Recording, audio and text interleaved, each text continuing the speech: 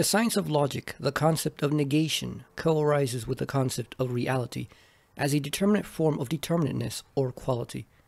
Reality is the immediate identity or affirmation of quality, the being of being and nothing, whereas negation is the immediate difference, the distinction, or the non-being of the unity of being and nothing. Abstract negation. Abstract negation is simply this: that which is removed from relation or context, that which is separated and stands alone with only the affirmation that it is not.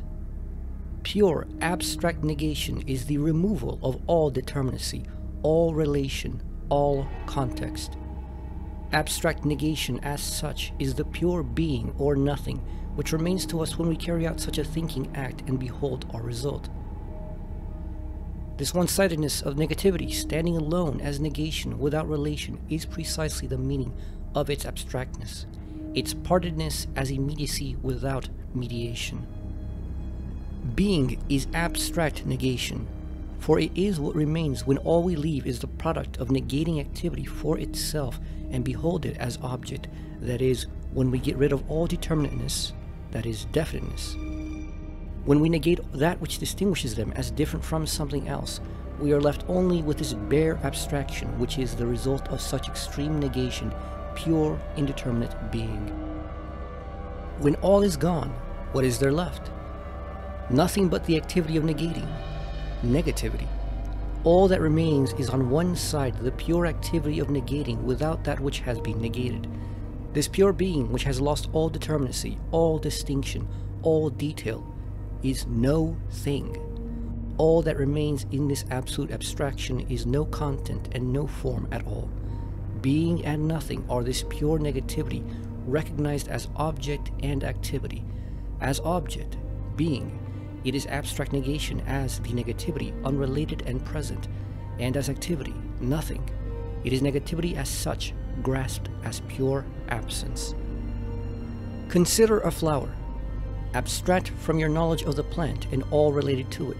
Abstract from the world entirely, both of sensory memory and knowledge, of natural cognition and its given differences in the manifold of the senses. The lone object is before you as we know not yet what. What can one say of the yet to be determined and not yet given, the unrelated? It is. In that it is, we find nothing to think when we have no access to either the higher distinguishing concepts of our perceptual cognitions, the faculties which generate for us the differences of space, time, shape, and the myriad of the sensory intuitions, or the concepts of objects at all, let alone the objects of nature. This abstraction from all relation, all mediation, is that which in formal logic is the negation operator. We find we are left with a simple absence, which when recollected appears as that which we recognize and call nothing. All that the negation operator appends to is thereby reduced to nothing, as every determination is stripped from it and leaves us with an unrelated absence. If not P, then nothing. Abstract negation is merely this: the reduction of all to nothing through the removal of all relation. Abstract negation is not negation proper, for negation is determinate, but abstract negation is indeterminate. Determinate negation. Determinacy is being with non-being. It is the unity of being and nothing as itself being, or being in tandem and in virtue of its opposite of nothing. If abstract negation is negation itself, abstracted as absolutely alone and immediate, then determinate negation is negation in relation. It is mediated. In determinate negation, not P is not nothing. It is not the stripping of all determination, but rather the explicit opposition of P, which distinguishes from and excludes an other, or being that is explicitly not nothing and vice versa. We have either P or Q. If not P, then Q. If not Q, then P. More precisely, that which is in determinate negation is P through not Q. That is, P is precisely in that it is not Q. Or P is not Q. The category of negation as such comes up as one of the moments of existence or specific determinacy, and against it is reality. Negation is determinate. It is the opposition of distinct elements related by their mutual non-being in relation to the other. Reality is affirmative immediate determinacy. The unity of being and nothing is. And negation is itself the opposite determinacy of immediate non-affirmation. The unity of being and nothing is not. We find that we understand just as much by affirmative qualities as well as negative ones. Determinate negations do not leave us with nothing, but tell us something. For example, in being white, an object is not black. The flower is red, bright, tall, soft, etc. It is not black, dull, short, hard, etc. In knowing what a thing is or is not, we know something real and negative about it all the same. Reality itself is a negation, and negation itself is also just as much real. Only through oppositions, negations, do definitions, forms, contents, differences, and experiences even appear. Abstract negation tells us nothing, but determinate negation is distinguishing and excluding. For example, insofar as something is, it is in this determinacy not another which would oppose it. Either something is real or it is negative. Either it is or is not. Either it comes to be or ceases to be, etc. That which something is not is only recognized as expelled from what it is. The flower is in that it is not a leaf, a stem, an animal, and anything else which may oppose and be different to it. Reality and negation exclude each other. They assert only that in being one, the other is not. Determinate negation is merely this. It is a distinction of being and nothing. The mutual non-being, in that being is not nothing and nothing is not being. It is being through non-being, reality through negation, and thus explicit exclusion of an opposite. Only in the structure of real distinction does the negative as such appear. That is, only in that opposites show themselves as opposites of their opposites. In that the opposite opposes, it is negating and negated. Negation is the structure of this mutual repulsion and exclusion. By pushing the other away, by negating, something can establish for itself its own reality. This moment is essential for existence and individuality. Absolute negation. If determinate negation is an explicit exclusion, then absolute negation is the comprehension that the exclusion is itself excluded, and therefore inclusive. To exclude exclusion cannot be comprehended to mean such an exclusion thereby ejects or leaves out exclusion. That is, if exclusion excludes itself, it is thereby included in being under its own concept, for if it excludes itself, it is within exclusion.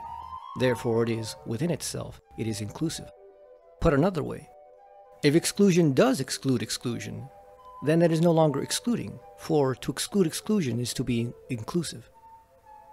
Put another way, absolute negation is not being as opposed to nothing, but transcends being and nothing, opposing their opposition by accepting it as it is, and thus not entering as a third counterpart that is yet another opposite among opposites.